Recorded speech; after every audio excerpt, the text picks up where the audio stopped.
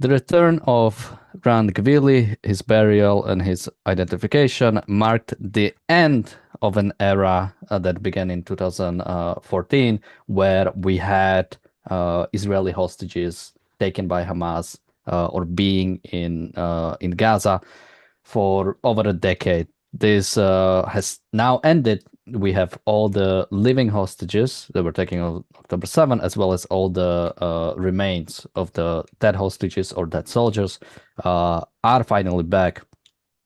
Now, I think this is a very symbolic and great thing to see. We should also remind people that today is the Holocaust Remembrance Day. So it ended up being on this day.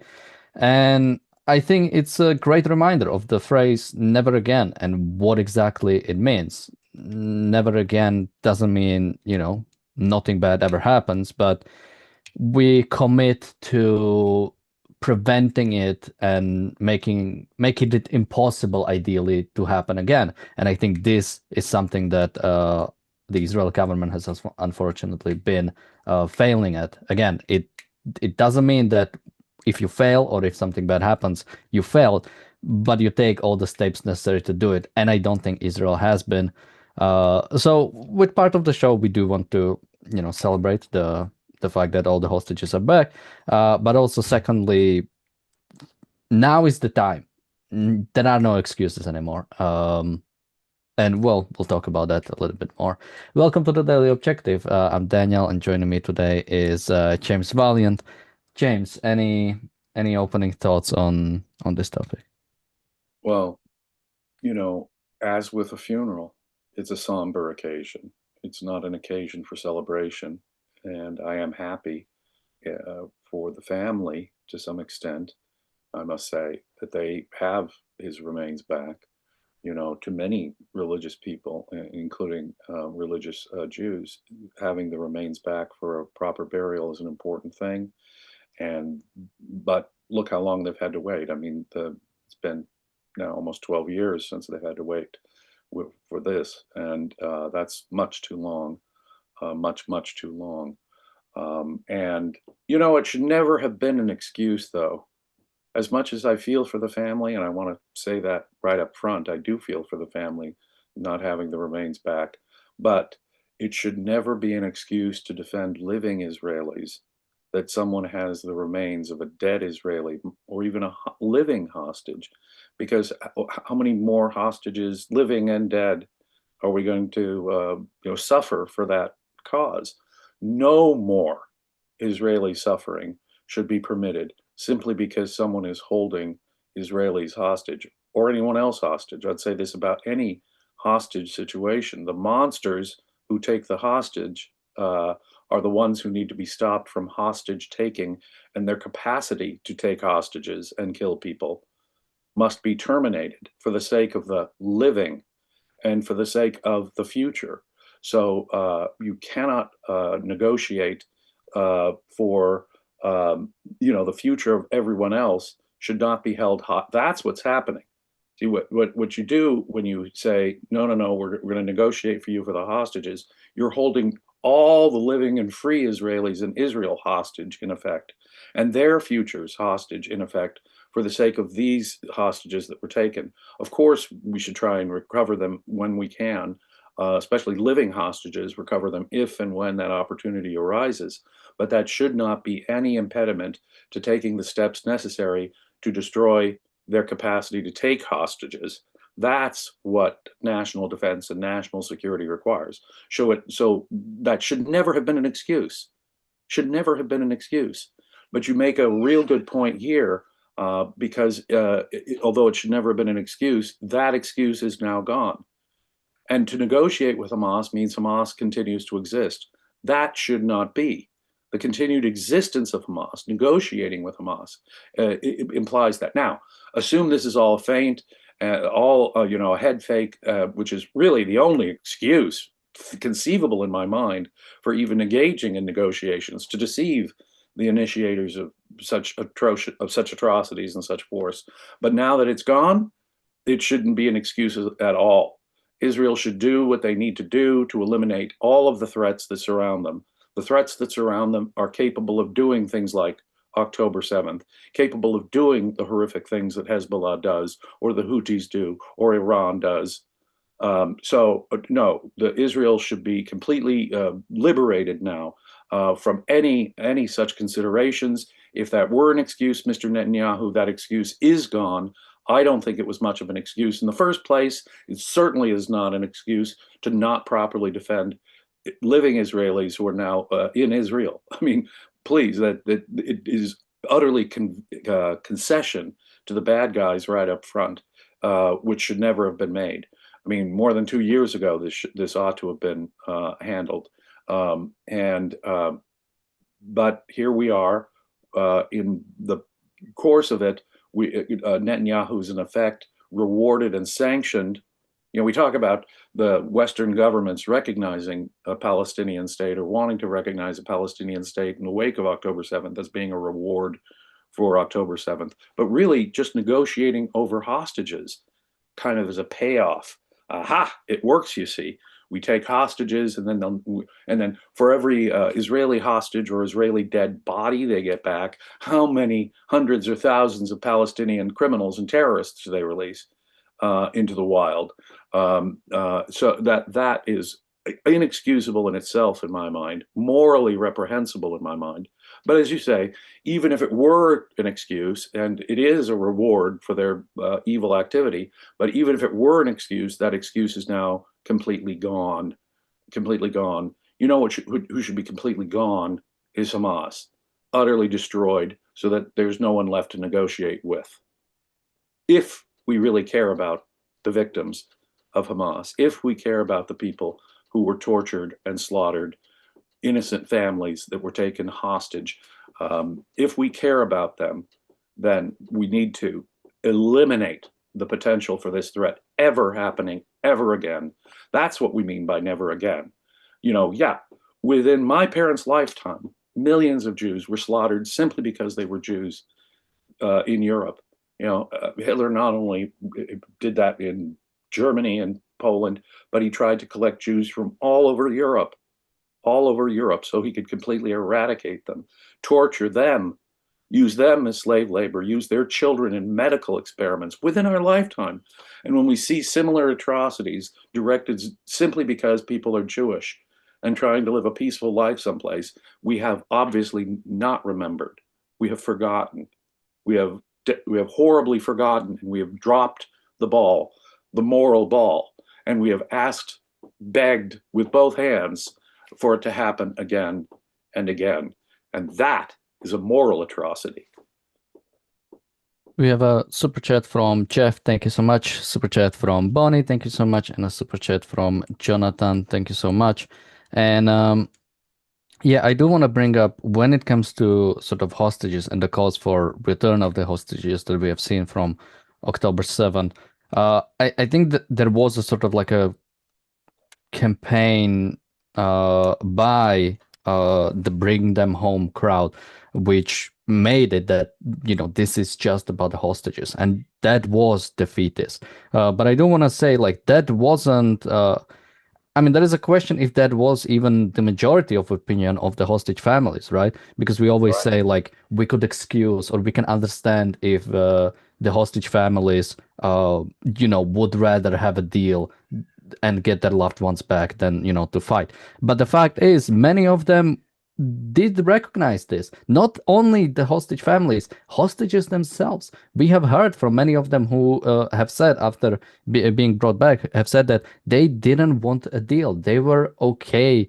with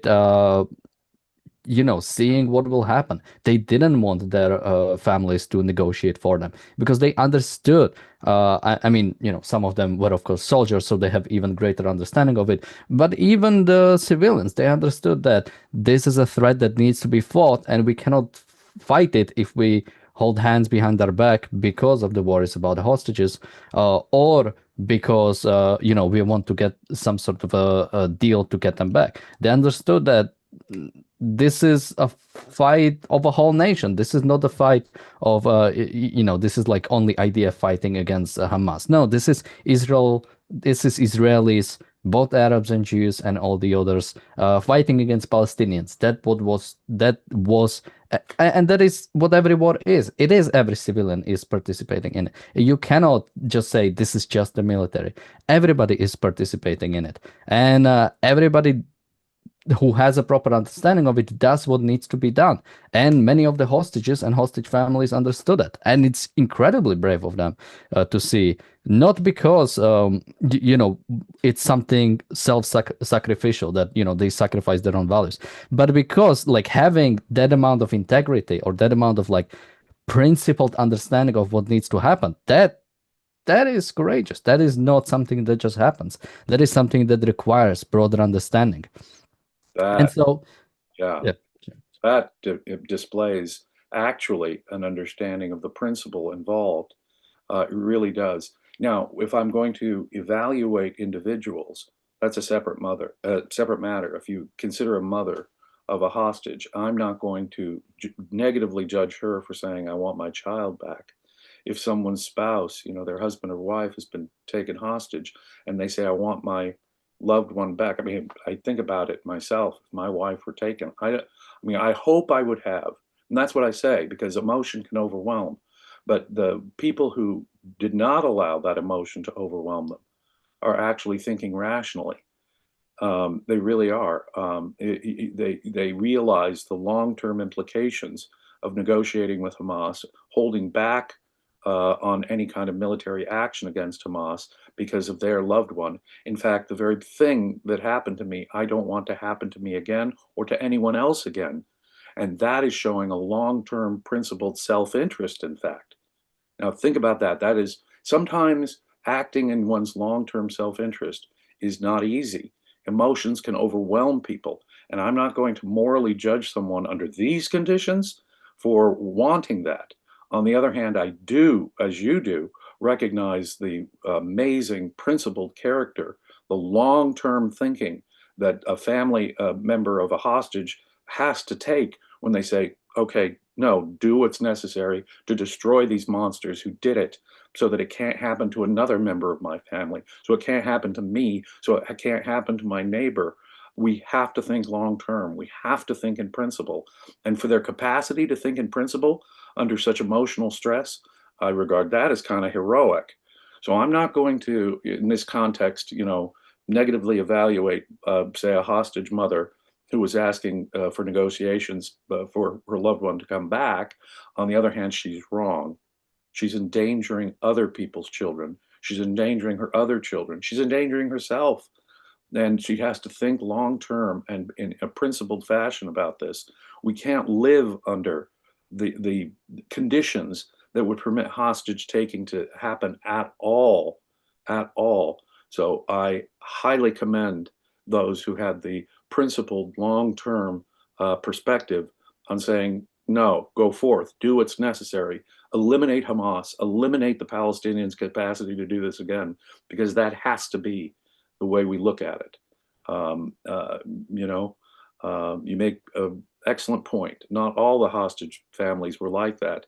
And now consider just how principled those families were and able to not let their subjective emotions cloud their judgment about what is in fact in their own and frankly their own and their family's actual long-term self-interest. Okay, you've lost this person or these two people in your family. Do you want that to happen to the rest of your family? Do you want you and the rest of your family to be forever subjected to that kind of fear and possibility and happening again and again and again? Because that's actually what the history shows. How many times has Israel engaged in these hostage deals? And it included military, members of the IDF, and they would, uh, for the dead bodies of IDF soldiers, they would negotiate and release living Palestinian monsters to go do this again. Think how self-defeating that is. Okay, so we'll get back one body of one soldier. Now consider during World War II, the military prisoners of war, or all kinds of Americans and British taken prisoner by the Nazis and held in prison camps. Should we have negotiated with Hitler because they had hundreds or thousands of American and British soldiers in prison of war camps in Nazi Germany? Obviously not. You destroy, even if it means the risk of those prisoners of war. What you do is you destroy the threat that made it necessary to use the military, the threat against, say, the British civilians who were being attacked by Nazi rockets.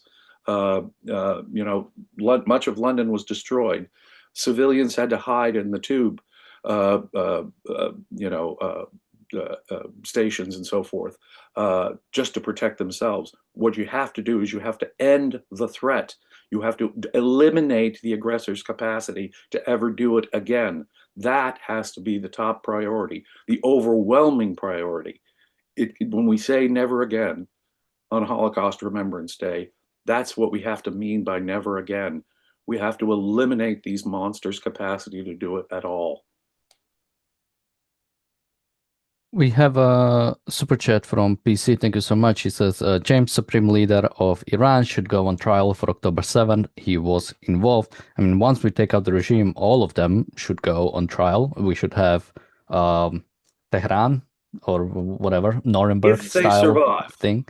if he survives the overwhelming attack that ought to be raining down upon his head, well, it ought to have been raining down on his head some time ago, in my view. But should that monster survive, obviously he should be put on trial for the horrific murders of Americans, Frenchmen, Israelis, murders all over the world from the leading sponsor of terrorism and aggression in the region. Yes, if that monster should survive the all out destruction and death that should be rained upon him and his entire regime, then yes, I'd just add that little proviso. I wouldn't care initially whether he lived or died in taking action. It shouldn't be one of these surgical strikes like we did to take out Maduro in Venezuela. Okay, we got, only a few people died because we were really just going after, seizing him. No, no, no, no, no, no, no, no, no.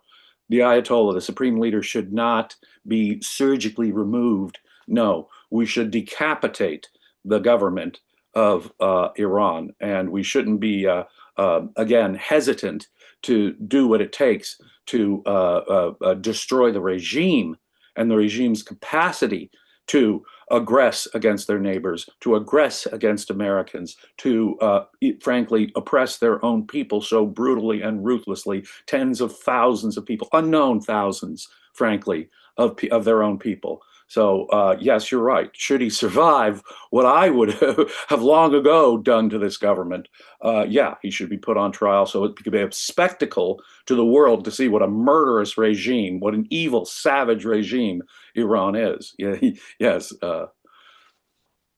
Yeah, and somebody said Israel has been fighting Gaza, but no, it hasn't. I mean, really Really? look at what Israel is capable. Like, do you think we fought World War II like this? That we tell people we tell the Germans when we're going to attack. We try to not be too harsh. We try to control the situation. We go into an area, then pull out of the area, then go into the area, then pull out of the area.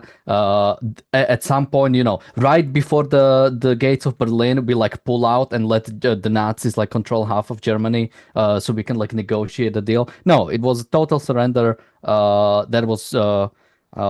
I mean, there is a question of when it was like finally decided that this is going to be about, because you said the negotiation. I think there was an idea about the negotiation at Dunkirk, like because so many British soldiers were surrounded, could have been completely captured. But no, it was decided, no, we are not going to surrender. We are not going to negotiate. We are going to risk. And many, I think mainly French people, French soldiers put their lives so people could evacuate from Dunkirk. Civilians from UK like offer their fish boats so they can get their people home. No, this is how you actually fight a war, and that's what Israel should have been doing on day one. And that is the only way you can ever fight a war, by recognizing what the enemy side is, and that total surrender is the or non-negotiable surrender is the only unconditional surrender, rather, should be the only way to actually fight it. But no, from day one, I mean, when was the first ceasefire deal, the first hostage deal? I think it was in December 2023. So there will be like 1 or 2 months into war, and we are already Or when did the negotiation start? Probably like month in. So month into this conflict, we were already, or month or 2 months into a conflict, we were already negotiating and getting a deal. And every following deal was worse and worse and worse. Worse, So no, worse, and worse. Came Israel the hasn't been offers. fighting. If Israel wanted to fully fight it, it would look much different, and it would probably be over. If not by 2023, then definitely in 2024, and we are at 2026. Within days of October 7th, Gaza City should have been rubble, as I said back in 2023. I said back in 2023, we shouldn't have had to wait. We should have been able to count it in hours. And by the time they were starting to negotiate in December of 2023, there shouldn't be much left of Gaza. There shouldn't have been much left of Gaza at all to negotiate about. And there surely shouldn't have been anything left of Hamas to negotiate with. So by the time they were negotiating, they'd already messed up, in my view. Frankly, they'd already made a significant error. By December 2023, in one sense, it was already too late, and they were starting to negotiate. By December of 2023, there shouldn't have been any trace left of Hamas on this planet. Okay, but they were negotiating in 2023, which I find utterly perverse. Within hours of October 7th, Gaza City should have been completely laid waste and rubble. No, you don't warn the enemy to get out of the building before you bomb it. No, you don't comply with demands to feed your enemy population. No, that's not how you engage in war. You starve the enemy and all of their resources in fighting that war. You do not feed it. You do not feed it. So already in 2023, there was an incredible sanctioning of horrific evil. And because of that, are we confident that that it's not going to happen again and again and again and again? See, that's not never forget. That's making everyone remember, and remember that it gets rewarded, and remember that it gets moral sanction. Remember that it works. It's forgetting. We say never forget. It was forgotten the minute they started the negotiations.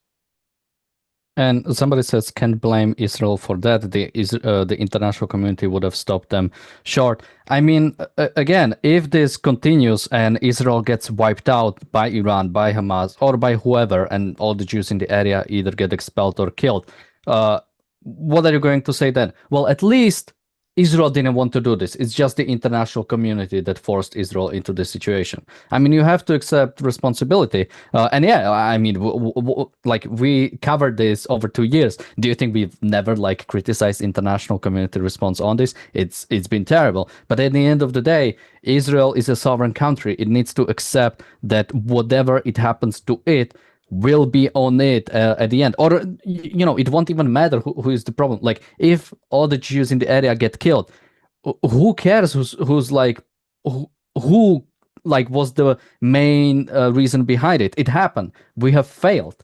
This has happened. Like if if we failed at World War II, it wouldn't matter who we like blame it on. What do we get out of that? It's the fact that it happened. So yeah, Israel maybe, or maybe Netanyahu can come up with, oh, there's been pressure from Biden or pressure from international community, or maybe even pressure from Trump recently, right? But if your country gets wiped out, I mean, that is on you. And especially Netanyahu, he knows all this. He's not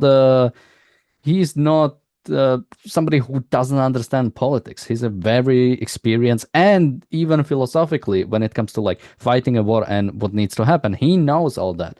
And he's not doing that. All to some extent, I wouldn't even blame Netanyahu, right? It's even the Israelis themselves refuse to recognize the reality of the situation, right? Many of them are have been on the streets for a couple of years, like calling for a ceasefire, or calling for a deal, or calling for not having. Although I don't want to like harp on too much on them, because at least when it came to Iran, the large amount of Israeli population, probably 80 to 90%, wanted Iran wiped out. They fully understood what's happening there. So it's not like even they are living in delusion. So at the end of the day, you have to accept, and this goes to international community and your personal life. Like when people say international community, it's like people blaming their mom for not doing well in life. Like, okay, at some point you have to take responsibility of or blaming your parents, right? It's like at some point you have to take responsibility for your actions in your own life. Yeah, yeah, yeah. Boy, it's like blaming your mom for all of your own failures throughout your adult life. Yeah, that's a really good analogy, actually, Daniel. But let me give a specific concrete example. Thousands of American civilians were slaughtered on September 11th, 2001, by jihadist suicide monsters. The President of the United States then invoked the North Atlantic Treaty and asked our European allies to help, and they did, Uh, and they just quickly, cooperated. I think technically it was on behalf. I think somebody else called it on behalf of America, but That's just true. so we're okay. Yeah. Just and I hate to pop Mr. Trump's bubble the way he rhetorically frames this, but our allies have been there for America, and frankly for themselves too. I mean, when something like that can happen, it is a threat to every civilized nation on the planet. But the point is, what if they hadn't? What if there hadn't been other allies even that had come? George W. Bush said we need to create a coalition of the willing. His father said the same thing. We need to have a coalition of the willing. Well, wait, wait, wait. What if there hadn't been? What if every other nation on the planet had said, no, so sorry, we're not going to help you? Most European nations did what they could, sent troops, gave material support, gave whatever help they could. But let's imagine it was otherwise. Let's imagine a different scenario where no other nation in the world wanted to lift a finger to help America defend itself. Should that have stopped America from doing what was necessary? Now, America did not do what was necessary, in part because we were so ultra concerned about world opinion and what other nations thought. So that inhibited. And so we've continued to suffer from Islamic violence. Jihadists have continued to murder people because our response to September 11th, 2001 was so inadequate and so apologetic. But that should not stop you. We should have taken out the Iranian government 25 years ago, you see. We should have we should have been ruthless in destroying the capacity of jihadists to do such things. As such, we should have cut off diplomatic relations. We imagine having diplomatic relations with some of these dictatorships. We should have cut off diplomatic relations with Saudi Arabia and put the fear of God into them. I'm an atheist. We should have put the fear of God into them, that anyone who would do such a thing, anyone who would sanction such a thing, anyone who would let people advocate such a thing should be put on notice that they will face the complete ire of the United States if the United States has to do it all alone. Yeah, And and Israel should. sorry, we do have to wrap up, so I'll go to you Sorry. for just wrapping up your thoughts. But I would only add, Czechoslovakia followed the international community during the Munich conference. It said, okay, this is what Britain, France, Italy, and Germany wants. This is what we'll do. How did it end up for them? So this so How'd much that about work like out for them? following Yeah. the Yeah. international community. But James, any last thoughts from you, and where can Yeah. people Well, find you? that's what happens. That's why you never sanction evil. That's why you never recognize dictatorships. That's why you act unilaterally and thoroughly when you're confronted with murderous monsters of this kind. That's my thought. And that's, I think, the only way to honor the dead victims. That's the only way to remember and to keep remembering on this Holocaust Remembrance Day. We have not remembered, have we? In any case, I'm here. If you find our material valuable, please consider becoming a paid subscriber to the Ayn Rand Center UK. You're getting a perspective here that is hard to find in this messed up world.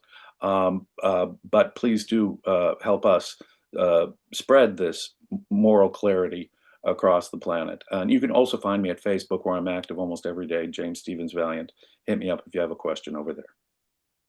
And we'll also continue this on the reality show, where we'll talk about Roger Waters and his recent appearance on Piers Morgan, where he defends Maduro, Iran, criticizes USA. the whole shebang. So make sure to join us for that. Link to that is in the chat. Thank you, James, for joining me today. Thank you, everybody, for watching, and see you in a bit. Bye-bye. Be safe.